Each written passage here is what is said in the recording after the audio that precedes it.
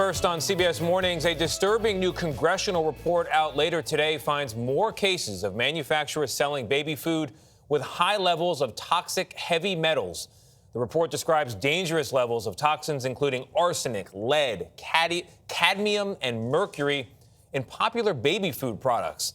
The toxins can be particularly dangerous. You will not be surprised to babies and toddlers. And our consumer investigative correspondent, Anna Werner, has been following this story. She joins us now. Anna, this is disturbing stuff. Good morning. Yeah, Tony, good morning. Earlier this year, the subcommittee first shed light on the issue of toxins in baby food. 8 months later, the Oversight Committee has found even more brands selling baby food products with high levels of toxins. Legislators are calling on the FDA to more strictly regulate, but we found one company not waiting for the government to step in. Everything's in quarantine initially when it comes here. At his manufacturing facility outside Columbus, Ohio, Jay Hyman monitors everything. For it to come here, it's already going through an elaborate qualification process. He's founder and CEO of Nature's One, which makes organic baby formula. So to make sure his products are pure, ingredients are tested for heavy metal toxins before they even reach the building. It's constant surveillance and testing and working with our suppliers. The finished products are also periodically tested, so Hyman can work to keep toxins like arsenic and lead out of his products. But about 10 years ago, it was a different story. We were the poster child for the first toxins identified in certain ingredients. In 2012, Nature's One made headlines after a university study found arsenic in its organic baby formula. This 2012 event was so shocking because we were in this beautiful place in our mind that we're doing everything possible that we could. He says his company was testing for toxins, but the commercial labs he used couldn't test down to the lower levels in that study. It turned out the arsenic was in an ingredient called brown rice syrup. Customers were furious. You must have lost a lot of business. We went to zero. Zero? Mm-hmm. It was a difficult time. It really was. You're actually tearing up a little bit. Well, it's emotional, yeah. That, he says, was the turning point. Since then, he's dedicated himself to keeping toxins out. Without a doubt, it hardened our resolve to always be ahead of it. We want to know what's in our product.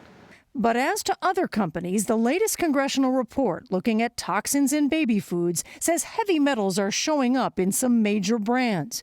For instance, investigators said 2 of Gerber's infant rice cereal products contained inorganic arsenic levels over the FDA's limit.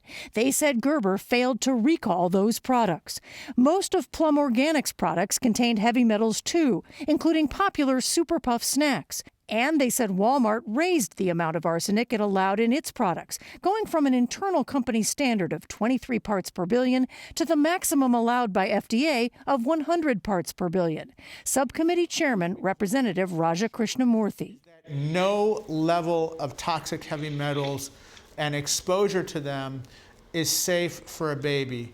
We reached out to the companies named. Gerber did not answer whether it failed to recall products, but told us it follows a consistent and rigorous testing plan, which includes regular testing of finished products and increases testing for products that have a history of naturally occurring levels of heavy metals. Walmart told us it requires products to meet FDA guidelines, that its specifications have always been aligned with or below FDA requirements, and it's committed to providing high-quality baby food products that are safe and nutritious.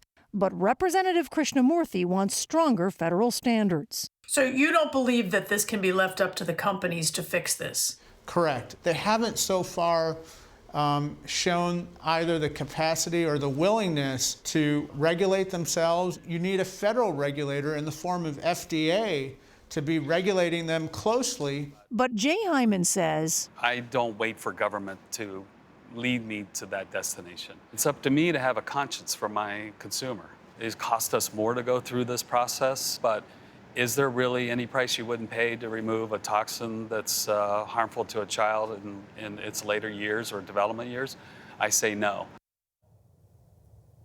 The report also said some samples of beech nut products had more inorganic arsenic than the FDA's limit, and a subsequent recall in June was too narrow. Beech nut told us that is incorrect. The company says it proactively withdrew all those rice cereal products from supermarket shelves and decided to stop selling infant rice products, in fact, because it's concerned about being able to get rice flour that's well below the FDA guidance level. Now, Krishnamurthy wants to have FDA's timelines moved up, but the agency told us that it's crucial that measures to limit toxic elements in foods do not have unintended consequences, such as making it more difficult, guys, for families to get the foods. You don't want to cut off supply of foods, and you need to balance out a baby's diet. Totally. So parents who are at home boiling vegetables, are they in the clear here, or do they have to worry as well? No, see, and the problem is that this stuff is in the environment, right? It's in the food. It can be in the produce. So the fact that you might be making baby food at home is not a solution, really. So what they advise you to do is balance out your diet. You can pay attention to reports that come out from various groups on which companies seem to have higher or lower levels. A lot of experts say don't panic. But just try to make sure that the baby gets a varied diet and watch out for particular things. You might want to read the numbers on, rice products. Read up on that a little bit. Yeah. See if you feel okay with rice products or not as a parent. Hard not to panic when it's your baby, and babies can't tell you, Mom, Dad, this doesn't taste so good. Right. It's important you're bringing this story. Thank you, Anna. Thank you.